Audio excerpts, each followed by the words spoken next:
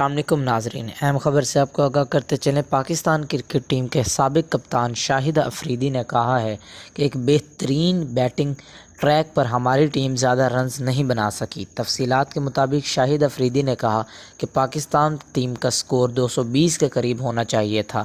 شاداب خان زبردست کھیلے، باقی بیٹرز کو اس طرح کی کنڈیشن اور پیچیدگی بہتر اسٹرائک ریٹ کرنا چاہیے تھا۔ واضح رہے کہ گزشتہ روز تیسرے T20 میچ میں نسبتاً کمزور نیوزی لینڈ نے فل اسٹریسن پاکستان ٹیم کو 7 وکٹوں سے شکست دی تھی۔ پنڈی کرکٹ اسٹیڈیم میں کھیلے گئے اس میچ میں پاکستان نے نیوزی لینڈ کو جیت کے لیے 179 رنز کا ہدف دیا تھا، جو مہمان ٹیم نے 19ویں اوور میں حاصل کر لیا۔